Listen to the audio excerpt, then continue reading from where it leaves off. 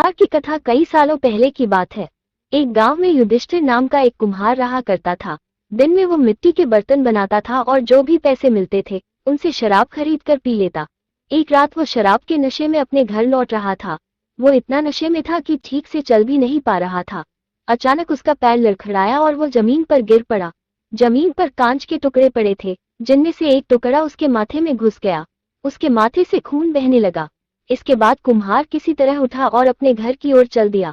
अगले दिन जब उसे होश आया तो वह वैद्य के पास गया और पट्टी करवाकर दवाई ली।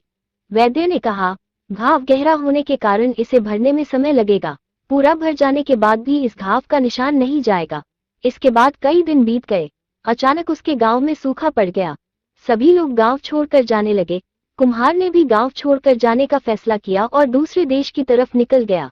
नए देश में जाकर वह राजा के दरबार में नौकरी मांगने गया।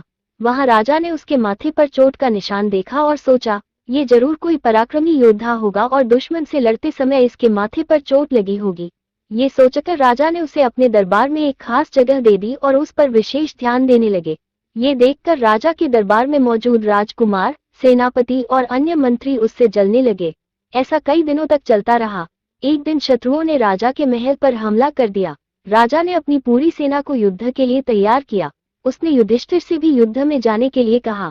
युधिष्ठिर जब युद्ध भूमि की तरफ जा रहा था तो राजा ने उससे पूछा कि उसके माथे पर यह चोट किस युद्ध में लगी।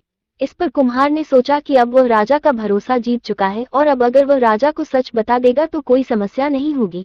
ये सोचकर उसने राजा ने कहा, राजन, मैं कोई योद्धा नहीं हूँ। मैं तो एक साधारण सा कुम्हार हूँ। ये चोट मुझे किसी युद्ध में नहीं बल्कि शराब पीकर गिरने के कारण लगी थी। कुम्हार की यह बात सुनकर राजा को बहुत गुस्सा आया। उसने कहा, तुमने मेरा विश्वास तोड़ा है और मुझे छल कर दरबार में इतना ऊंचा पद पाया है। निकल जाओ मेरे राज्य से। कुम्हार ने राजा से बहुत मिन्नतें की। उसने कहा कि अगर उसे मौका मिले तो वह युद्ध में राजा के लिए प्राण भी दे सकता है। राजा ने कहा, तुम चाहे जितने भी वीर और पराक्रमी हो, लेकिन तुम शूरवीरों के कुल से नहीं हो। तुम्हारी हालत शेरों के बीच रहने वाले उस गीदड़ की तरह है, जो हाथी से लड़ने की जगह उससे दूर भागने की बात करता है। मैं तुम्हें जाने दे रहा हूँ, लेकिन अगर राजकुमारों को तुम्हारा राज पता चल गया तो वो तुम्हें मार डालेंगे। इसलिए कहता हूँ कि अपनी जान बचाओ और भाग जाओ। कुम्हार ने राजा की बात मानी और तुरंत उस राज्य को छोड़कर चला गया।